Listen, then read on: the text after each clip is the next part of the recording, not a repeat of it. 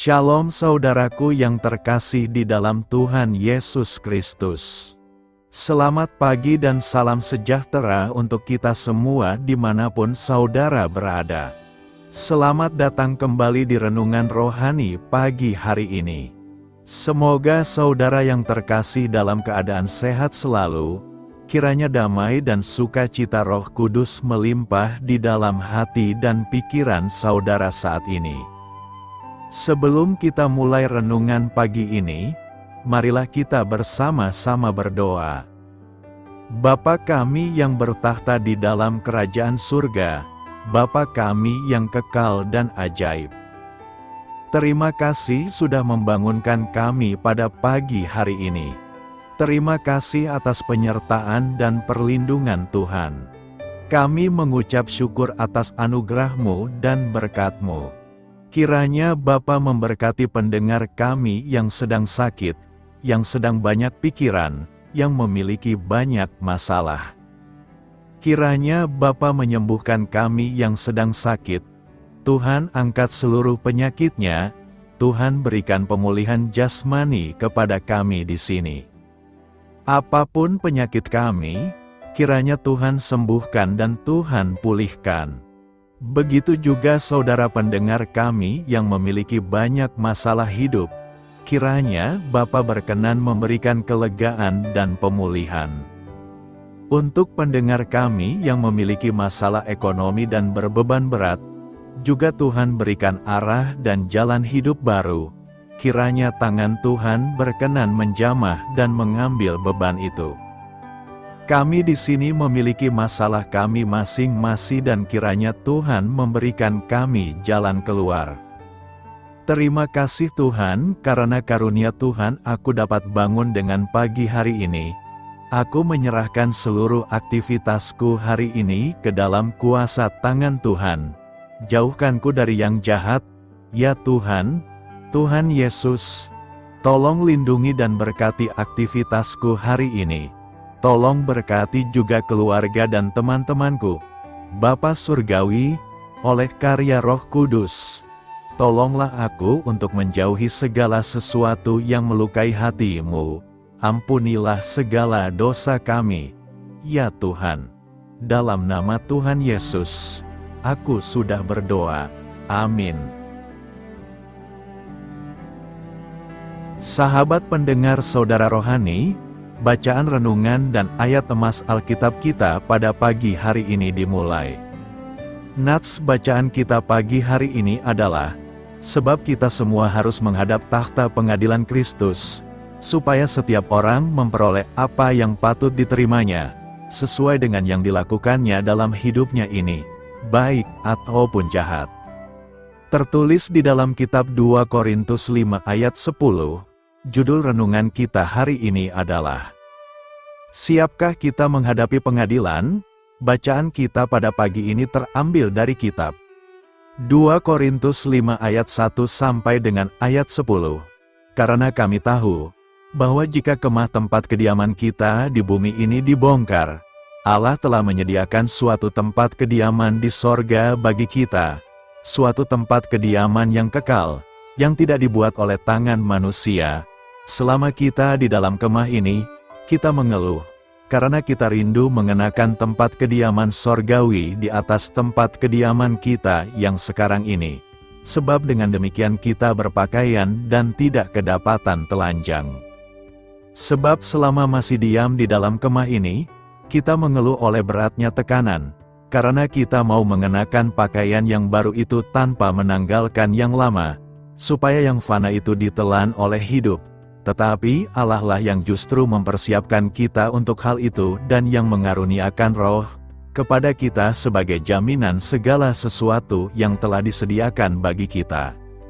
Maka oleh karena itu hati kami senantiasa tabah, meskipun kami sadar bahwa selama kami mendiami tubuh ini, kami masih jauh dari Tuhan, sebab hidup kami ini adalah hidup karena percaya, bukan karena melihat, tetapi hati kami tabah, dan terlebih suka kami beralih dari tubuh ini untuk menetap pada Tuhan.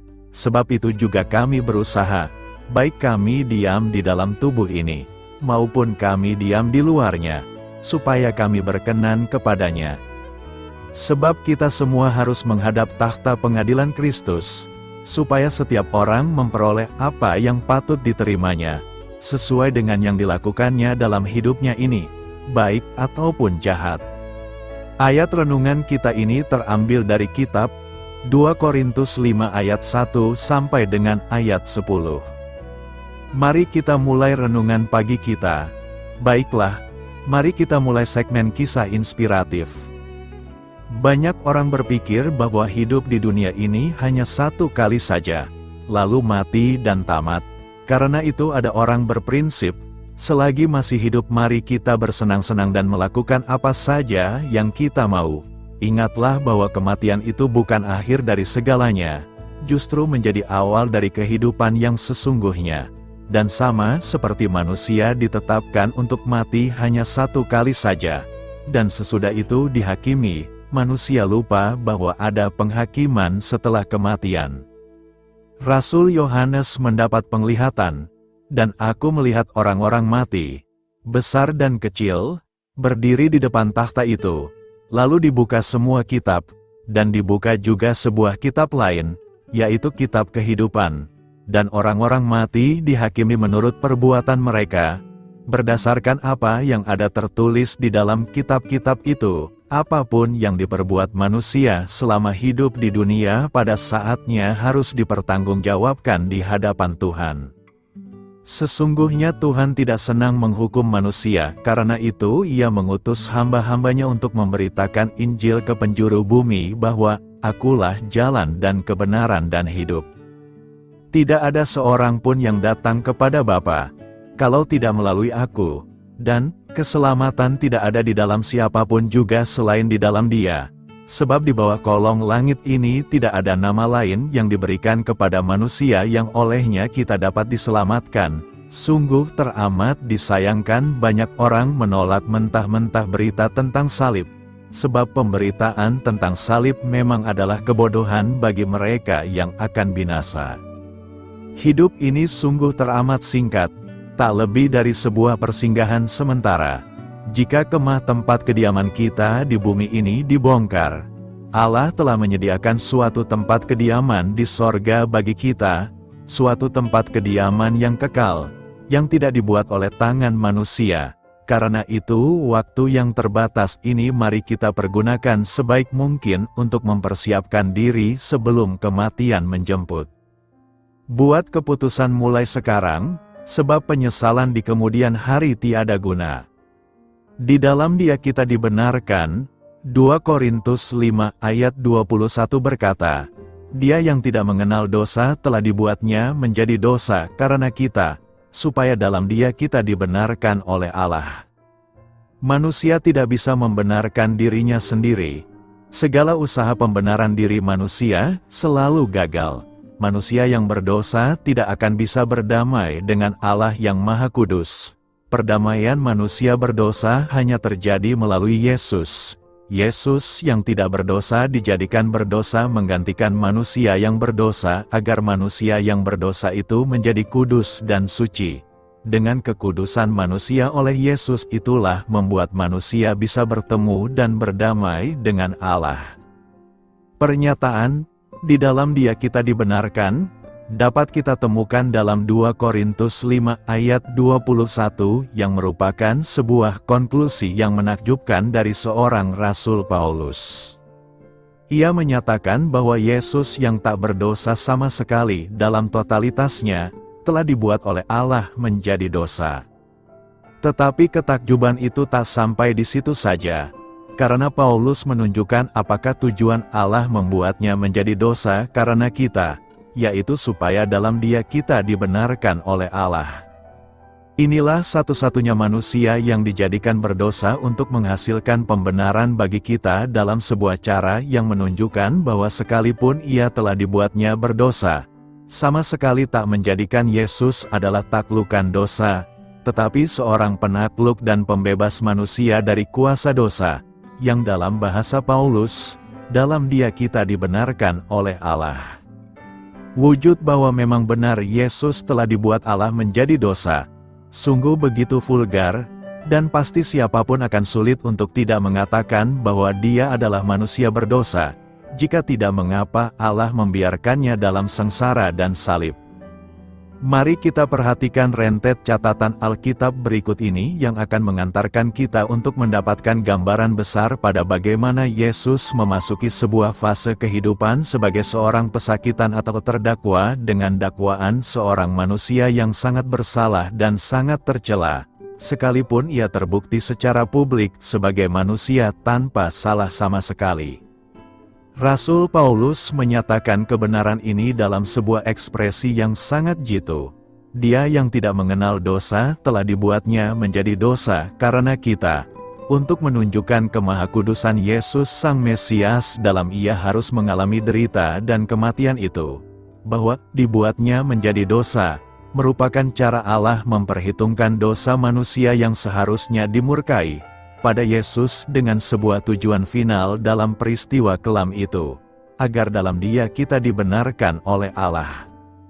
Saintemen atau pernyataan Rasul Paulus yang sukar itu, sejatinya, hanya bisa dijelaskan oleh bagian nubuat Nabi Yesaya berikut ini. Ia telah menyerahkan nyawanya ke dalam maut, dan karena ia terhitung di antara pemberontak-pemberontak, sekalipun ia menanggung dosa banyak orang dan berdoa untuk pemberontak-pemberontak. Bagaimana mungkin ia berdosa tetapi juga menanggung banyak dosa dan berdoa bagi manusia berdosa? Penjelasan untuk ini hanya terjelaskan pada bagian nubuat ini. Tetapi Tuhan telah menimpakan kepadanya kejahatan kita sekalian. Itu sebabnya kini kita memahami mengapa Rasul Paulus ketika menuliskan tentang Yesus, ia menyatakannya begini, dia yang tidak mengenal dosa telah dibuatnya menjadi dosa karena kita.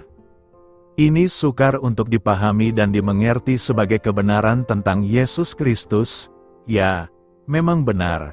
Itu sebabnya nubuat Yesaya ini dibuka dengan statement atau pernyataan yang berbunyi, siapakah yang percaya kepada berita yang kami dengar?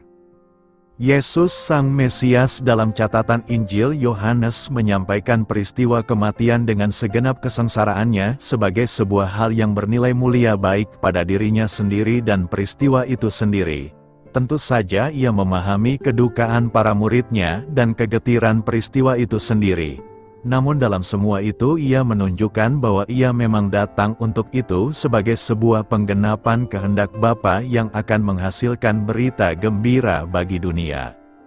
Realita di balik statement dia yang tidak mengenal dosa telah dibuatnya menjadi dosa karena kita, sangat besar. Bukan saja membawa dampak pada jiwa-jiwa manusia yang dijamah oleh kebenaran ini, tetapi memberikan revolusi jiwa dari condong kepada perbudakan dunia kepada jiwa yang mengenal kebenaran yang membebaskannya untuk berdiri menyatakan kebenaran itu melalui aktualisasi dirinya sehari-hari dan berani hidup demi kebenaran sekalipun itu bisa berarti kehilangan seluruh dunia ini dan bahkan nyawa ini karena Yesus Kristus dan kebenarannya. Dan Yesus adalah manusia pertama bagi kita yang menunjukkan dirinya sebagai penggenap pada segenap totalitas perkataannya, yang dijalaninya sebagai manusia yang telah diperhitungkan di antara pemberontak-pemberontak untuk menanggung dosa banyak orang dan berdoa bagi para pemberontak-pemberontak itu. Ia menyerahkan tubuhnya untuk mengalami bentuk terburuk kerusakan jiwa manusia yang diperbudak dosa. Perwujudannya secara sempurna terpatri pada sekujur tubuh dan jiwanya yang benar tanpa salah, tanpa cemar, tanpa dosa, ia mati sebagai manusia dan sekaligus sebagai anak Allah. Pilatus berkata, lihatlah manusia itu. Sementara orang-orang Yahudi menghukumnya karena perkataan Yesus tentang dirinya sendiri adalah anak Allah yang membuat Pilatus mengalami ketakutan yang tak pernah dialaminya sebagai manusia berkuasa untuk menentukan kematian atau tidak pada diri Yesus saat itu. Karena itu, kita patut berterima kasih kepada Yesus atas kerelaannya menjadi berdosa menggantikan kita agar kita bisa berdamai dengan Allah. Tempat kediaman 2 Korintus 5 ayat 1 berkata, karena kami tahu, bahwa jika kemah tempat kediaman kita di bumi ini dibongkar, Allah telah menyediakan suatu tempat kediaman di sorga bagi kita, suatu tempat kediaman yang kekal, yang tidak dibuat oleh tangan manusia. Dalam nas hari ini, Paulus menjelaskan soal tempat kediaman kita. Menurutnya, terdapat dua jenis tempat kediaman, yakni, pertama, kediaman yang ada di bumi dan kedua, tempat kediaman yang disediakan Tuhan di surga. Ia berkata bahwa jika kemah tempat tinggalnya di bumi dibongkar, maka ia akan mendapat kemah tempat tinggal yang lain, yaitu yang lebih baik karena berada di surga. Artinya, tempat kediaman yang ada di bumi, baik itu rumah dan tubuh kita sendiri, sifatnya sementara, bisa saja dibongkar dan atau mati. Tetapi tempat kediaman yang ada di surga sifatnya kekal sampai selama-lamanya. Bagi Paulus, berbicara tentang tempat kediaman itu sangat penting. Menurutnya, manusia yang memiliki tubuh jasmani ibarat sebuah kemah tempat tinggal di bumi.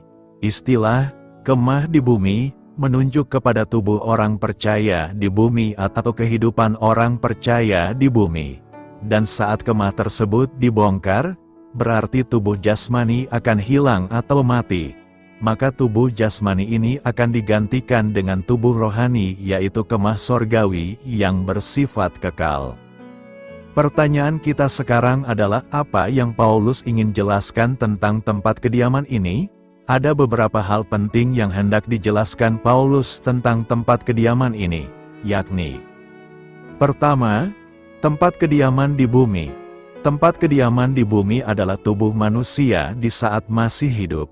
Di masa ini, manusia punya banyak masalah, sering mengeluh dan penuh kesesakan. Paulus mengibaratkan bahwa di bumi ini kita hidup penuh dengan tantangan sehingga sering jatuh dalam perbuatan dosa. Tempat kediaman di bumi atau kemah di bumi berbicara tentang kehidupan orang percaya sebagai manusia lama. Manusia lama dalam Efesus 4 ayat 22 adalah mereka yang hidupnya masih disesatkan oleh nafsu pribadinya. Hanya menjalankan kehidupan seperti yang diinginkan saja walaupun sudah menjadi orang percaya. Sehubungan dengan hal tersebut, Paulus meminta agar terjadi perubahan dalam hidup orang percaya dengan meninggalkan kebiasaan lama dan menjadi manusia baru. Kedua, tempat kediaman di surga. Tempat inilah yang dirindukan semua orang percaya, karena tempat ini tidak ada kesesakan dan tidak ada tekanan hidup. Dalam kehidupan ini, orang percaya dapat hidup dekat dengan Tuhan. Tempat kediaman di surga berbicara tentang hidup baru. Menurut Paulus, setiap orang percaya harus meninggalkan cara hidup yang lama yang tidak berkenan kepada Tuhan. Dalam Kolose 3 ayat 9, Paulus memberi nasihat agar setiap orang percaya jangan saling mendustai satu dengan yang lain, sehingga harus menanggalkan manusia lama serta kelakuannya yang tidak berkenan kepada Tuhan. Ketiga, ada perbedaan antara tempat kediaman di bumi dan di surga. Banyak orang Kristen ingin mendiami tempat kediaman di surga namun tidak mau menanggalkan kemah yang di bumi. Dan pada akhirnya setiap orang percaya akan dihakimi di pengadilan Kristus, agar mendapatkan segala yang patut diterimanya. Paulus mengingatkan kepada orang Kristen di Korintus agar mau berubah kelakuannya, agar bisa berkenan kepada Tuhan. Manusia lama akan membuat kita merasa sengsara dan banyak masalah menghimpit. Sedangkan manusia baru adalah manusia dalam Kristus yang sudah diperbaharui hidupnya. Manusia baru akan membuat kita menjadi bahagia dan damai selama-lamanya. Paulus ingin menyampaikan kepada semua orang percaya di Korintus bahwa hidup adalah Kristus dan mati adalah keuntungan karena mendapatkan kemah tempat tinggal yang kekal tanpa ada kesulitan dan kesesakan hidup. Karena itu, persiapkanlah tempat kediaman abadimu di surga, yang akan menjadi tempat perhentian dalam kekekalan. R.S.N. Apakah takhta penghakiman Kristus? Kitab suci memberi kita alasan untuk tidak menghakimi satu sama lain, sebab kita semua akan berdiri di hadapan takhta penghakiman Allah. Jadi masing-masing di antara kita akan mempertanggungjawabkan dirinya kepada Allah, Tak satu pun dari kita yang memenuhi syarat untuk menjadi hakim. Hanya Tuhan Yesus yang memenuhi syarat, dan seluruh penghakiman telah dipercayakan kepadanya. Kita semua akan berdiri suatu hari nanti di hadapan takhta penghakiman Kristus. Takhta penghakiman Kristus mencakup suatu masa di masa depan ketika orang-orang percaya akan memberikan pertanggungjawaban tentang diri mereka kepada Kristus. Ini adalah ajaran yang jelas dalam kitab suci. Kita semua harus menghadap takhta penghakiman Kristus, supaya kita masing-masing dapat menerima apa yang menjadi hak kita atas apa yang kita lakukan dalam tubuh kita, baik yang baik maupun yang buruk. Peringatan ini ditujukan kepada orang-orang Kristen, bukan kepada orang-orang yang tidak beriman. Seperti yang Yesus ajarkan dalam perumpamaannya, Raja akan kembali, dan pada saat itu dia akan meminta pertanggungjawaban dari hamba-hambanya. Takhta penghakiman Kristus berbeda dengan penghakiman takhta putih yang besar. Itu akan menjadi penghakiman terakhir bagi orang-orang jahat sebelum mereka dilemparkan ke dalam lautan api. Yang muncul di hadapan takhta putih besar adalah orang-orang kafir. Orang-orang percaya akan menghadap takhta penghakiman Kristus. Takhta penghakiman Kristus tidak menentukan keselamatan kita. Masalah itu diselesaikan melalui pengorbanan Kristus demi kita dan iman kita kepadanya. Segala dosa kita telah diampuni, dan tidak ada penghukuman bagi mereka yang ada di dalam Kristus Yesus. Yesus berkata, "Aku berkata kepadamu, sesungguhnya barang siapa mendengarkan perkataanku dan percaya kepada Dia yang mengutus aku, ia mempunyai hidup yang kekal dan tidak akan dihakimi, melainkan telah berpindah dari maut ke dalam hidup." Jadi, orang-orang percaya merasa aman di dalam Kristus, namun mereka tetap harus menghadap takhta penghakiman Kristus. Ini akan menjadi saat ujian dan saat pahala. Yesus akan memeriksa pekerjaan kita. Apa yang kita lakukan dengan sumber daya yang Tuhan berikan kepada kita? Seberapa setiakah kita? Apakah kita menyerah pada Roh, berupaya menghormati Kristus dan memajukan pekerjaannya di dunia? Jika demikian, kita akan mendapat pahala. Apakah kita mengabaikan kesempatan kita untuk melayani Tuhan? Jika demikian, kita akan kehilangan pahala. Paulus menyamakan pelayanan Kristen kita dengan mendirikan sebuah gedung. Masing-masing harus membangun dengan hati-hati, sebab tidak ada seorang pun yang dapat meletakkan dasar lain selain dari dasar yang sudah diletakkan, yaitu Yesus Kristus. Barang siapa membangun di atas landasan ini dengan menggunakan emas, perak, batu-batuan yang mahal-mahal, kayu, rumput kering atau jerami, maka pekerjaannya akan terlihat apa adanya, karena pada siang harinya akan meneranginya. Ia akan terungkap dengan api, dan api itu akan menguji kualitas pekerjaan setiap orang. Jika apa yang telah dibangun bertahan, maka pembangunnya akan mendapat imbalan. Kalau terbakar, yang membangun akan menderita kerugian namun tetap diselamatkan, walaupun hanya seperti orang yang lolos dari kobaran api. Perhatikan, dalam ayat di atas, bahwa perbuatan kita setelah keselamatan Kristus ada dua jenis, baik dan buruk. Api, pengawasan Tuhan akan menyingkapkan kualitas pekerjaan kita. Seperti yang ditunjukkan oleh Arthur Pink, emas, perak, batu mulia, memang diiliki nilai intrinsik, sedangkan kayu, jerami, tunggul, adalah pertumbuhan alami. Hadiah dibagikan kepada mereka yang karyanya mampu bertahan dalam ujian. Mereka yang karyanya bersumber dari alam akan menderita kerugian. Pekerjaan mereka akan terbakar habis, namun mereka sendiri akan diselamatkan. Jadi, takhta penghakiman Kristus tidak menganugerahkan atau membatalkan keselamatan.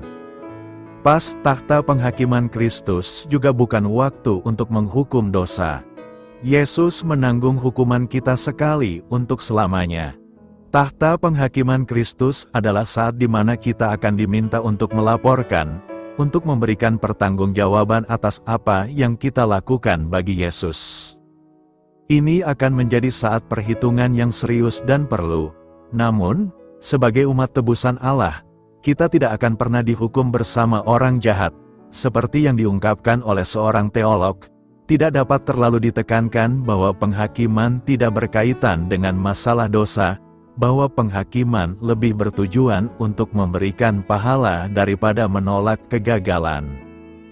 Dalam bahasa Yunani, satu kata digunakan untuk kursi penghakiman, dalam Roma 14 ayat 10 dan 2 Korintus 5 ayat 10, kata tersebut adalah bema. Bema adalah platform yang ditinggikan tempat para juri duduk untuk melihat pertandingan atletik. Tugas mereka adalah memastikan para kontestan mengikuti peraturan dan memberikan penghargaan kepada pemenang. Bema tidak pernah menjadi tempat untuk menegur atau menghukum atlet dengan cara apapun. Itu adalah tempat ujian dan penghargaan. Dengan cara yang sama, bema Kristus tidak akan menjadi tempat penghukuman atau kecaman. Dalam rangka menantikan takhta penghakiman Kristus, kita berhati-hati dalam perkataan dan perbuatan kita dalam hidup ini. Yakobus memberikan nasihat ini, berbicaralah dan bertindaklah seperti orang-orang yang akan dihakimi menurut hukum yang memberi kebebasan. Kami ingin memberikan pertanggungjawaban kami dengan sukacita pada hari itu. Dan itulah sebabnya kami berusaha keras untuk melayani Tuhan dengan setia hari ini. Alkitab berbicara tentang orang percaya menerima mahkota untuk berbagai hal. Berbagai mahkota dijelaskan dalam 2 Timotius 2 ayat dengan 5, 2 Timotius 4 ayat 8, Yakobus 1 ayat 12, 1 Petrus 5 ayat 4, dan Wahyu 2 ayat 10. Kami percaya takhta penghakiman Kristus adalah saat mahkota akan diberikan. Dan ini akan terjadi di surga segera setelah pengangkatan gereja. Di akhir Alkitab, Yesus berkata, "Lihat, aku segera datang. Upahku ada pada diriku dan setiap orang akan kuberikan sesuai dengan perbuatannya." Dalam persiapan untuk takhta penghakiman Kristus, dengan apa Anda memilih untuk membangun emas, perak, dan batu mulia, benda yang tahan lama, atau kayu, jerami, dan jerami apakah yang tidak tahan uji? Selamat berkarya untuk Tuhan, selamat memulai karya kehidupan untuk Tuhan. Doa saya menyertai saudara sekalian, saya memberkati Anda agar sewaktu Anda mencarinya dari Dia, Bapa Surgawi Anda akan memberikan bagi Anda roti harian Anda. Dalam nama Yesus Kristus, Tuhan yang berkuasa atas alam semesta dan menuntun kita kepada iman yang menyelamatkan, Tuhan Yesus menyertai senantiasa. Tuhan memberkati. Amin.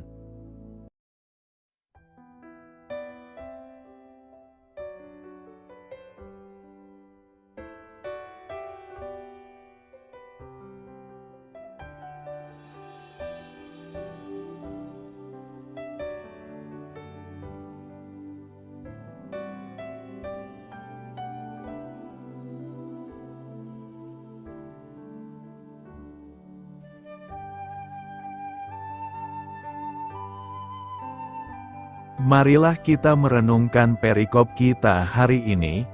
Demikianlah renungan firman Tuhan pada pagi hari ini. Semoga menjadi berkat di dalam hidup kita.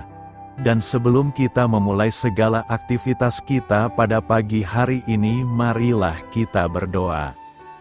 Selamat pagi Bapa, malam hari telah berganti pagi, kehidupan baru telah Engkau berikan kembali bagi kami.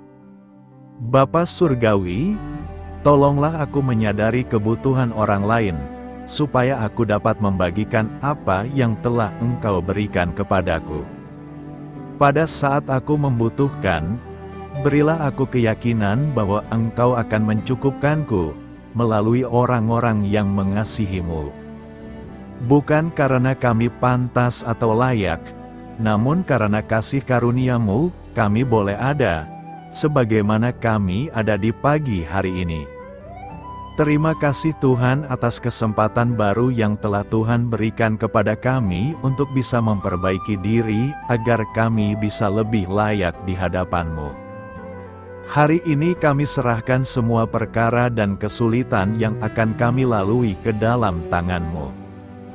Biarkanlah kami bisa memuliakan-Mu dalam segala aktivitas yang akan kami lakukan.